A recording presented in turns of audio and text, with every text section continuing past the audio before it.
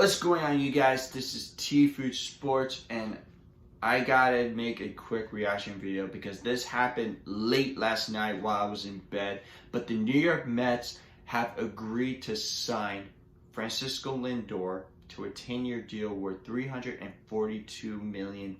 And if you do the math, the $34 million on a yearly average salary is going to be the third largest behind Mookie Betts and Mike Trout, and he's making $1 million more than Fernando Tatis Jr., who recently signed a 12-year deal with the San Diego Padres. Obviously, the New York Mets got what they want. I mean, they want to re-sign Francisco Lindor to a long-term deal. They have until the trade deadline in order for that to happen, because Lindor, he does not want to sign an extension during the middle of the season. He has either the opening day as his deadline, or he's going to test the market next offseason. But hey, this has been one of the biggest stories this whole week.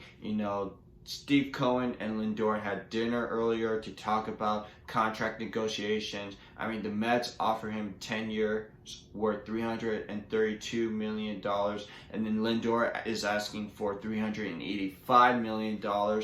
But the fact that they managed to get somewhere in between, it's really positive for both camps. I mean, with the Mets, they get the player that they can build a franchise around with Jacob deGrom, and for Lindor, I mean, he gets the money, and right now he is one of the highest paid shortstops in all of baseball.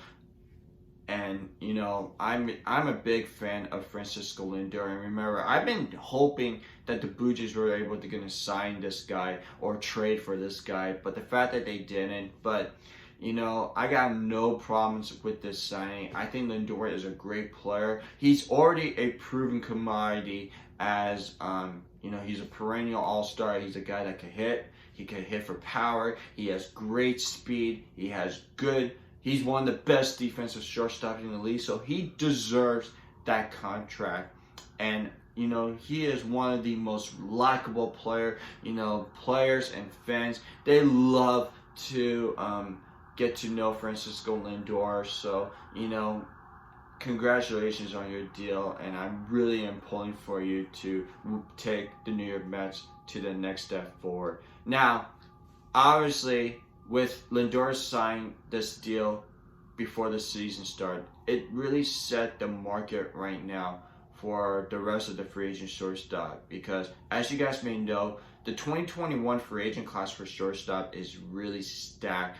Trevor Story, Javier Baez, Carlos Correa, Marcus Semien, Andrelton Simmons. I mean, all those guys are going to be free agents after this season.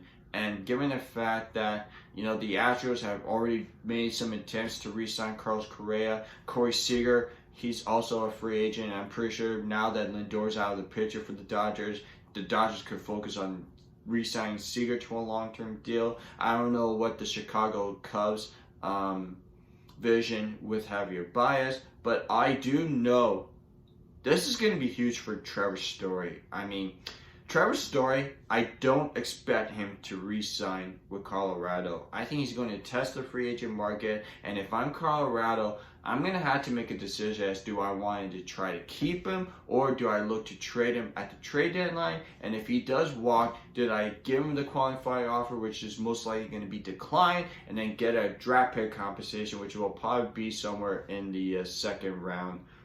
So I think with Lindor and Tatis Jr. re-signed, they set the market for shortstop, and I wouldn't be surprised if all those guys does end up asking for what Tatis Jr. and Lindor signed over the past calendar year. So it wouldn't be surprising that, all those guys will test the free agent market. All of them may be getting qualifying offers. Most likely all of them are going to decline it. So it's going to be very interesting to see how the Lindor deal does set the market for these free agent shortstop. So that's going to be it for me, guys.